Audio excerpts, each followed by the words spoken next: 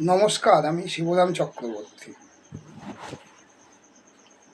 যারা উচ্চ মাধ্যমিক শিক্ষা সংসদের আন্ডারে 11 ক্লাসে পড়ছ, তাদের প্রথম সেমিস্টার দর্শনের পঞ্চম অধ্যায়ের কিছু অতি সংক্ষিপ্ত প্রশ্নোত্তর নিয়ে আলোচনা করব, যেগুলি তোমাদের খুবই গুরুত্বপূর্ণ। এগুলি তোমরা এখান থেকে শুনে নোট করে নিতে পারো। পশ্চিমবঙ্গ উচ্চ মাধ্যমিক শিক্ষা সংসদ মেনশন করলাম কেন?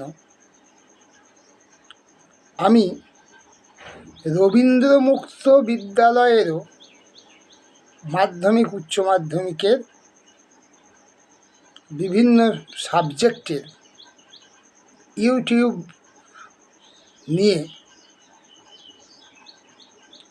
দু একদিনের মধ্যেই আসছি। যারা রবীন্দ্র মুক্ত বিদ্যালয় থেকে মাধ্যমিক দেবে বা উচ্চ মাধ্যমিক দেবে, তারাও আমার এই চ্যানেল থেকে বিভিন্ন বিষয়ের প্রশ্ন উত্তর পেয়ে যাবে। যাই হোক, আমি আজ পশ্চিমবঙ্গ উচ্চ মাধ্যমিক শিক্ষা সংসদের আন্ডারে যারা ক্লাস 11-এ পড়ছ, তাদের দর্শনের অর্থাৎ প্রথম সেমিস্টারের দর্শনের পঞ্চম অধ্যায়ের কিছু অতি সংক্ষিপ্ত প্রশ্ন উত্তর নিয়ে আলোচনা করছি। ন্যায় দর্শনের প্রতিষ্ঠাতা কে? মহর্ষি গৌতম। ন্যায় সূত্র কার লেখা? মহর্ষি গৌতম। ন্যায় দর্শনের অপর নাম কি? অক্ষপাদ দর্শন। প্রমাণ শাস্ত্র কাকে বলে? ন্যায় দর্শনকে। কে ন্যায় দর্শনকে সকল বিদ্যার প্রদীপ বলেছেন? বাৎসায়ন। মোক্ষ শাস্ত্র কাকে বলা হয়? ন্যায় দর্শনকে। ন্যায় দার্শনিকদের কি বলা হয়? নৈয়ায়িক। ন্যায় কুসুমাঞ্জলি কার লেখা? উদয়ন। ন্যায় মঞ্জুরি কার লেখা? জয়ন্ত ভট্ট। ন্যায় কন্দলি কার লেখা? শ্রীধর ভট্ট। ন্যায় বার্তিক কার লেখা? উদ্যৎকর। তত্ত্ব চিন্তামণি কার লেখা? গঙ্গেশ উপাধ্যায়। কোন গ্রন্থের মাধ্যমে নব্য ন্যায়ের আবির্ভাব ঘটে?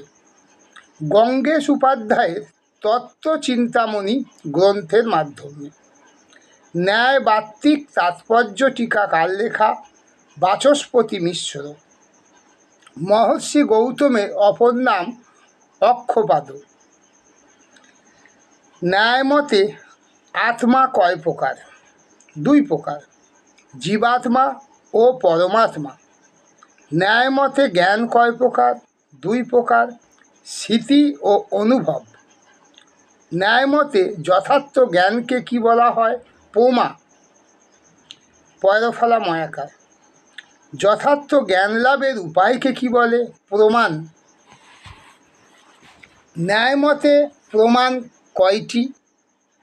ন্যায় মতে প্রমাণ 4টি। ন্যায় মতে প্রমাণগুলি কি কি?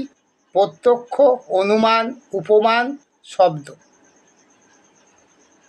আজকের মতো ভিডিওটি এখানেই শেষ করছি।